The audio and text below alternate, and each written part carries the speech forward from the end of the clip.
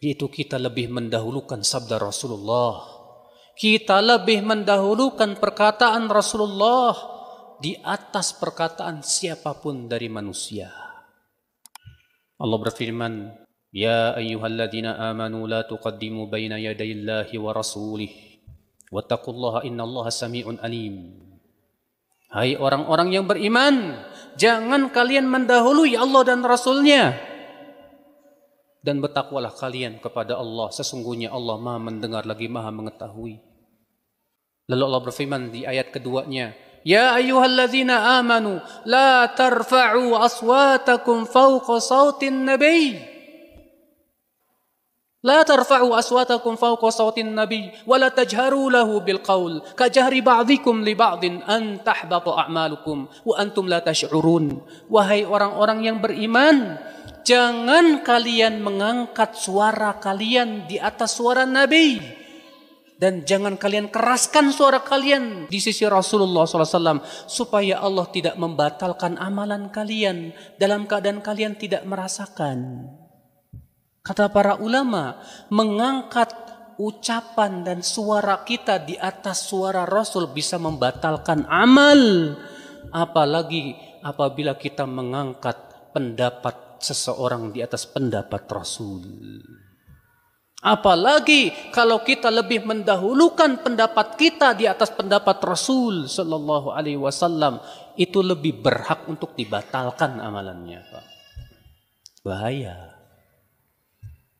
Maka dari itulah, Pak, siapapun yang berkata kalau ternyata ucapannya tidak sesuai dengan qala Allah, qala Rasul, tidak boleh kita ikuti. Al-Imam Asy-Syafi'i rahimahullah berkata apa? Ajma'al muslimun ala annahu man istabanat lahu sunnatu Rasulillah sallallahu alaihi wasallam lam yakun an yada'aha liqauli ahadin. Kaum muslimin semua sepakat, kata Imam Syafi'i. Kaum muslimin semua sepakat bahwa siapa yang sudah sampai kepadanya sunnah Rasulullah, sudah jelas kepadanya sunnah Rasulullah, hadis Rasulullah SAW, tidak boleh dia tinggalkan hadis tersebut hanya karena mengikuti pendapat seseorang. Tidak boleh. Ini perkataan Imam Syafi'i, Pak. Iya.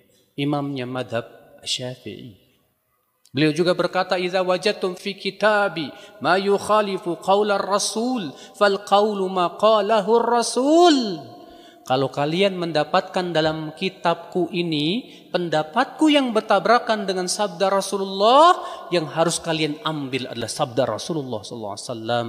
Fadribu qawlil ha'id, dan buang jauh-jauh pendapatku, kata Imam Asy-Syafi'i rahimahullah. Masya Allah, saudaraku sekalian.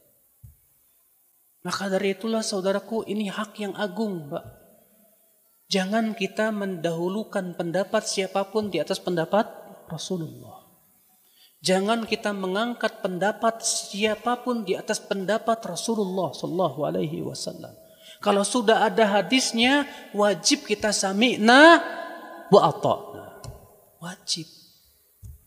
Oleh karena itulah Bapak sekalian, para ulama mengingkari Abu Hanifah yang mengatakan bahwa arak itu yang terbuat dari anggur saja. Adapun yang tidak terbuat dari anggur tidak disebut arak.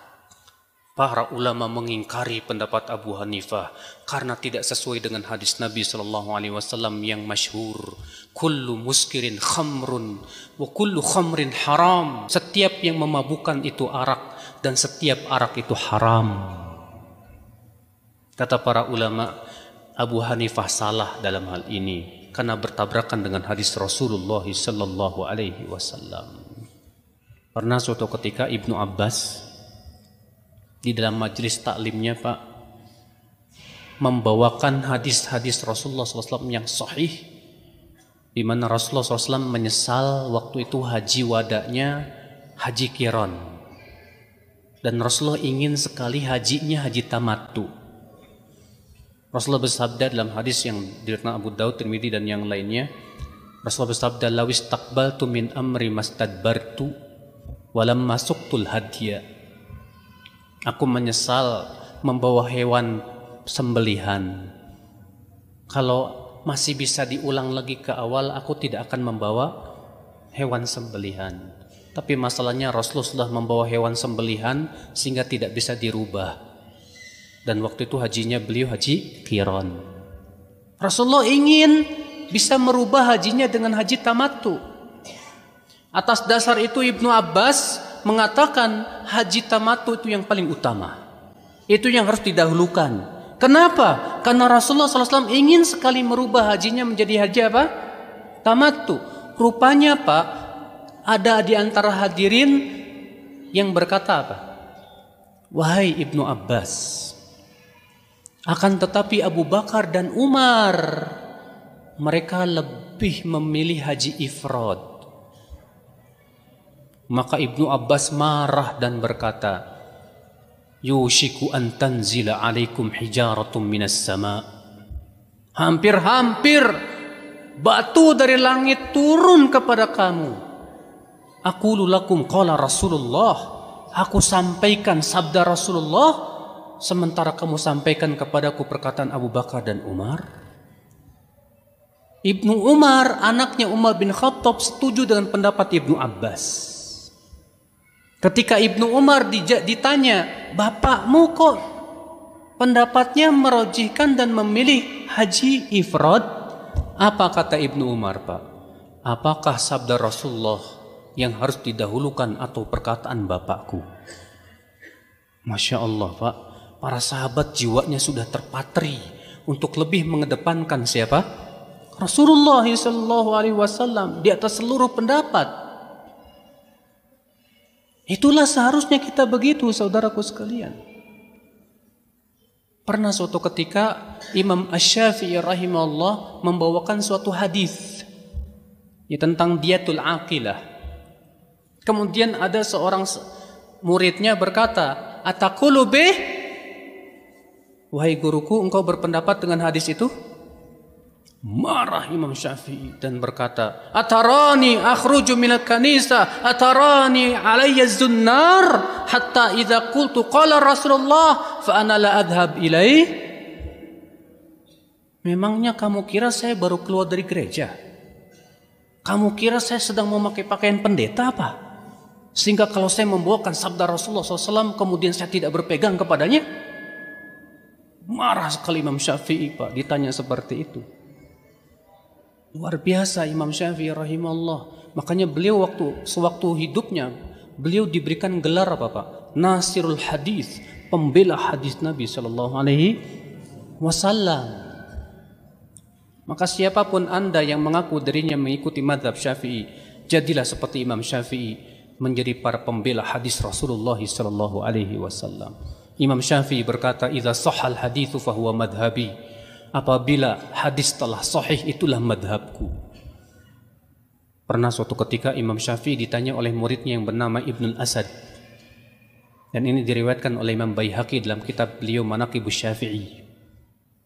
Ibnul Asad bertanya kepada Imam Syafi'i tentang hadis-hadis ru'yat, bahwa nanti kaum mukminin akan melihat Allah di surga. Apa kata Imam Syafi'i kepada muridnya tersebut, Pak? Ya Ibnul Asad, iqdi ilayya haytu aw mittu anna kull hadithin sahha fa inni aqulu bih wa illam yablugni. Hai Ibnu Asad, nisbatkan kepadaku, baik aku masih hidup atau aku sudah meninggal dunia, bahwa apabila itu hadis telah sahih, itulah pendapatku walaupun itu hadis belum sampai kepadaku. Subhanallah, Imam Syafi'i memberikan kepada kita kaidah yang luar biasa sekali, Pak, untuk lebih mendahulukan Rasulullah SAW. Maka dari itulah Rasulullah lebih agung haknya daripada hak seluruh manusia. Rasulullah lebih agung haknya dari para sahabat. Rasulullah lebih agung haknya dari para tabi'in. Rasulullah lebih agung daripada para ulama madhab. Agungkan Rasulullah SAW, jadikan pendapat beliau lebih dari segala-galanya.